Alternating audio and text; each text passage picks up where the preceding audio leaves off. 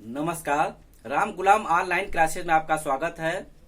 DElEd चतुर्थ semester के सामाजिक अध्ययन विषय में आज पढ़ेंगे विविधता में एकता तथा राष्ट्रीय एकता के प्रतीक। इसके पहले वाले क्लास में हम लोगों ने भारत सरकार और उत्तर प्रदेश सरकार की जनहित योजना और स्वरोजगार योजना के बारे में पढ़ा तथा एनजीओ के बारे में पढ़ा। विविधता में एकता, हमारे देश में विभिन्न जात समुदाय संस्कृति के लोग रहते हैं, फिर भी एकता के साथ रहते हुए पूरे विश्व में एक उदाहरण के रूप में प्रस्तुत होते हैं। भारतीय एकता के बारे में कहा गया है कि भारतीय समाज और संस्कृति की अनूठी विशेषता विविधता में एकता है। देखते हैं किस प्रकार की और विविधता है। भौगोलिक भिन्नता, धार्मिक भिन्नता, सामाजिक सांस्कृतिक भिन्नता, राजनीतिक भिन्नता आदि। हमारे देश में जहां एक ओर पर्वत है, जहां दूसरी ओर नदियां हैं, पठार है, मैदान है, फिर भी हम सब एकता के साथ रहते हैं, मिलजुल करके काम करते हैं। धार्मिक एकता, हमारे देश में विभिन्न जात समुदाय के लोग रहते हैं, हिंदू भाई, मुस्लिम भाई, सिख भाई, जैन भाई, बौद्ध भाई आदि। सामाजिक और सांस्कृतिक एकता, हमारे देश में विभिन्न जात समुदाय के लोग रहते हैं, उनकी भिन्न भिन्न संस्कृति, व्यवहार, पहनावा, खान पान आदि है, और जिसके कारण हमारे देश में विभिन्न स्थान पर भिन्न भिन्न संस्कृति मिलती है। हमारे देश में आप 50-100 किलोमीटर चले जाइए तो बोलचाल, खान पान में भिन्नता मिलेगी, फिर भी हम सब एक हैं। राजनीतिक एकता, प्राचीन काल से हमारे देश में विभिन्न प्रकार के लोग शासक रहे हैं, फिर भी हमारे देश की एकता को बनाए रखने में अपना पूर्ण योगदान देते आए हैं। राष्ट्रीय प्रतीक, प्रत्येक देश के कुछ राष्ट्रीय चिन्ह होते हैं, उन्हीं को प्रतीक कहते हैं। कहीं पर जैसे मान लीजिए विश्व स्तर पर खेल हो रहा है, स्टेडियम में कई देश के लोग हैं तो अपना अपना राष्ट्रीय ध्वज लिए रहेंगे, पता चलेगा ये राष्ट्रीय ध्वज कहाँ का है, इस देश का है। उस राष्ट्रीय ध्वज पर देश का नाम नहीं होता, लेकिन उसकी जो अलग पहचान है, बनावट, वह उसकी पहचान है, शान है। जिसमें राष्ट्र ध्वज, जिसको तिरंगा भी कहते हैं, या 3 रंग का है, केसरिया, सफेद, हरा। केसरिया रंग का अर्थ है त्याग बलिदान का, सफेद का है शांति, और हरा का समृद्धि और खुशहाली। बीच में एक चक्र बना है 24 तीली, अर्थात 24 घंटा प्रगति करता है। राष्ट्रगान के रचयिता रविन्द्रनाथ टैगोर है, और राष्ट्रगान जनगण मन है जो 52 सेकंड में गाया जाता है। राष्ट्रगीत वंदे मातरम बंकिम चंद्र चटर्जी द्वारा रचित है। राष्ट्रीय पशु बाघ, कहीं कहीं शेर भी मिलता है, बाघ। राष्ट्रीय पक्षी मोर। राष्ट्रीय पुष्प फूल कमल। राष्ट्रीय खेल हॉकी। राष्ट्रीय चिन्ह अशोक स्तंभ से लिया गया है, 4 शेर का है आदि। कहीं से प्रश्न बन सकता है कि भारत का राष्ट्रीय खेल हॉकी, भारत का राष्ट्रीय पक्षी मोर आदि। आगे देखते हैं आतंकवाद। नाम से ही स्पष्ट है कि आतंकवादी गतिविधि इसमें होती है, जिसमें मुख्य रूप से एक ऐसी विचारधारा है, एक ऐसा संगठन है जिसका मुख्य काम है भय उत्पन्न करना, किसी प्रकार से बम विस्फोट करवा के, हत्या करवा के या अपहरण करके आदि। इनका मुख्य उद्देश्य है अपनी अनैतिक नीति को, अपने अनैतिक मांग को पूरा करवाना एवं शांति को भंग करना। भारत में कुछ आतंकवादी संगठन है, संगठन कोई भी हो, नाम आज कुछ अन्य है, कल कुछ बदल जाएगा, लेकिन उनका विचारधारा काम वही रहता है। ISI संगठन है, अल-कायदा, लश्कर ए तोयबा आदि। भारत में यह मुख्य रूप से पंजाब, जम्मू कश्मीर, फिर भारत के विभिन्न क्षेत्रों में फैला, जहां पर बहुत सारी गतिविधियां हुई। जैसे पंजाब के स्वर्ण मंदिर में, अमृतसर में जो है स्वर्ण मंदिर, वहां पर आतंकवादी अंदर तक घुस आए थे, बाद में उनको हमारे सैनिकों ने बाहर निकाला।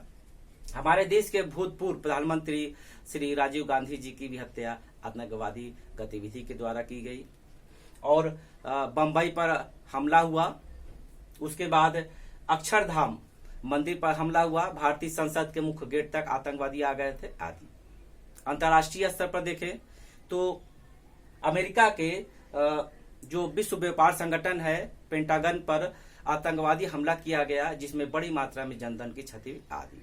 जिसमें अमेरिका ने आतंकवाद को समाप्त करने के लिए एक बीड़ा उठाया। अच्छा काम है, प्रयास कर रहा है। इस प्रकार ये किसी भी क्षेत्र में, भारत में नहीं, ये पूरे विश्व के लिए खतरा है। इसलिए आतंकवादी गतिविधि किसी प्रकार से किसी देश के लिए विकास के योग्य नहीं है। इसका जो कारण है जो संकीर्ण विचारधारा है, अशिक्षा है आदि है, तो कड़ाई से इनका पालन करना चाहिए।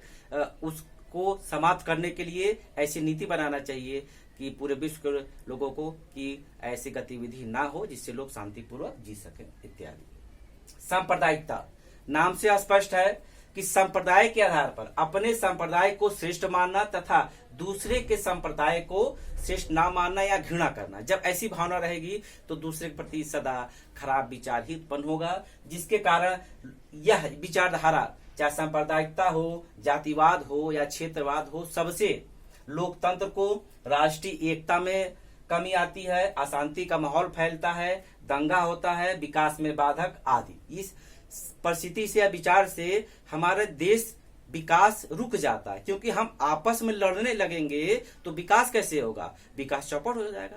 किसी भी क्षेत्र का या स्थान का या प्रदेश का जब माहौल अशांत होगा तो वहां पर विकास की गति धीमी हो जाएगी, सारा प्रयास इन्हीं के क्षेत्र में लग जाएगा। इसलिए सांप्रदायिकता जो विचारधारा है बहुत ही बेकार है। इसको खत्म करने के लिए क्या करना चाहिए? शिक्षा का प्रचार करना चाहिए, संकीर्ण विचारधाराओं को दूर करना चाहिए, जन जागरण करना चाहिए, एवं जो इसको करता उसके बाद भी तो कड़े कानून से उसको दबाना चाहिए एवं कड़े कानून के द्वारा उसको सजा दिलवाने का प्रयास करना चाहिए इत्यादि। अगला देखते हैं जातिवाद। जातिवाद नाम से स्पष्ट है कि, और जो सांप्रदायिक एक उदाहरण हम देख सकते हैं, भारत पाकिस्तान, अंग्रेज आए, सांप्रदायिक इस प्रकार बीज बो गए कि जाते जाते भारत पाकिस्तान के रूप में दो टुकड़े कर गए, जो आज भी हमारे सामने एक दूसरे के विरोधी के रूप में हमेशा सामने रहे हैं। और भारत हमेशा शांति चाहता है लेकिन पड़ोसी की मानता नहीं है। जातिवाद नाम से स्पष्ट है, अपनी जाति पर निष्ठा रखना, विश्वास रखना, श्रेष्ठ मानना एवं दूसरी जाति के प्रति घृणा करना। लेकिन होना ये चाहिए सर्वधर्म समभाव, सभी हमारा देश है, सर्वधर्म समभाव के अंतर्गत सभी धर्म का सम्मान करना चाहिए, मानना चाहिए। इसका भी जो नुकसान है वही है, लोकतंत्र के विकास में बाधक है, राष्ट्रीय एकता में बाधक है, अशांत माहौल फैलाता है, दंगा होता है, विकास में बाधक है, नैतिक पतन होता आदि। क्योंकि ये जो विचारधारा है, चाहे जातिवाद की हो, संप्रदायवाद की, क्षेत्रवाद की हो, सिर्फ एक दूसरे को नीचा दिखाने में, एक दूसरे के प्रति गलत विचार रखने में ही समय निकल जाता है, जबकि जो विकास का काम है वो पिछड़ जाता है। और किसी भी क्षेत्र देश के लिए उसकी उन्नति, उसका उद्योग है, कृषि है आदि।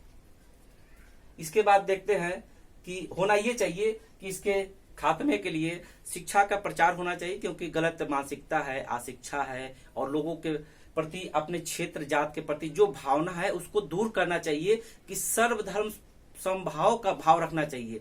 हम अपने धर्म को माने, अच्छा कहें, अच्छी बात है, लेकिन किसी दूसरे धर्म को हमको बेकार या खराब कहने का कोई हक नहीं है, क्योंकि हम अपने को अच्छा कह सकते हैं लेकिन दूसरे को बुरा नहीं।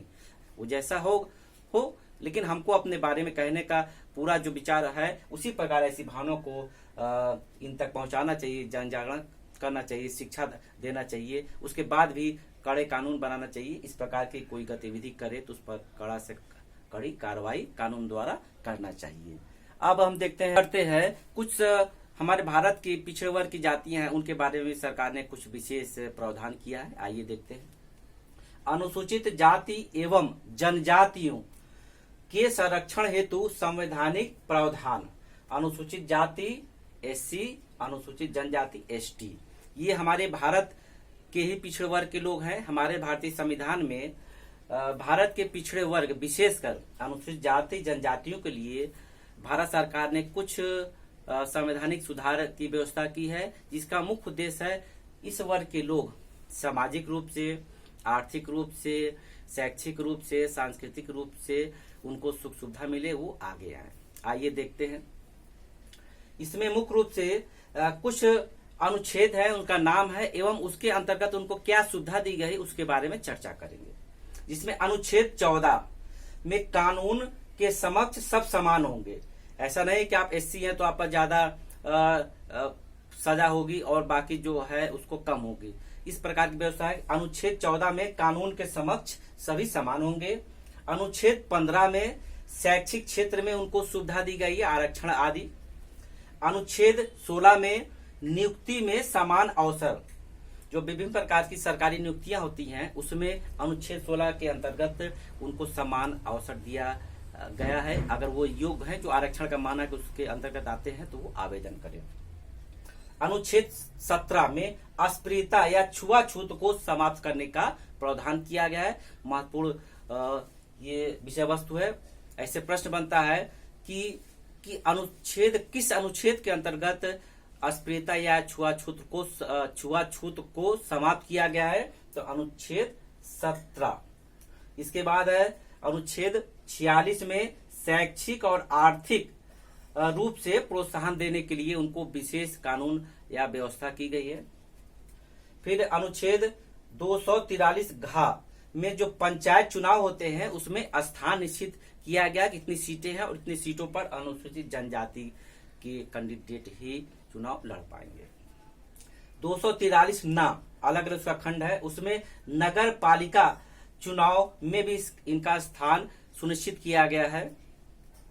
330 में लोकसभा, जो हमारे प्रधानमंत्री के लिए चुनाव होता है देश स्तर पर, 330 अनुच्छेद में लोकसभा के चुनाव में कुछ सीटों के आरक्षण की व्यवस्था है। और 332 में राज्य विधानसभा, जो राज्य स्तर का चुनाव होता है, उसमें भी इन लोगों को कुछ स्थान सुरक्षित करने का प्रावधान है। 338 एवं 338 का में राष्ट्रीय आयोग बना है। राष्ट्रीय आयोग का गठन हुआ है, जिसमें अनुसूचित जाति राष्ट्रीय आयोग और अनुसूचित जनजाति राष्ट्रीय आयोग का गठन किया गया है। यदि उनके अधिकारों का हनन होता हो या किसी प्रकार से उन पर अत्याचार हो रहा हो, तो इस आयोग के द्वारा उनको सूचना मिले तो इस आयोग द्वारा उनको न्याय दिलाने के लिए प्रयास किया जाता है।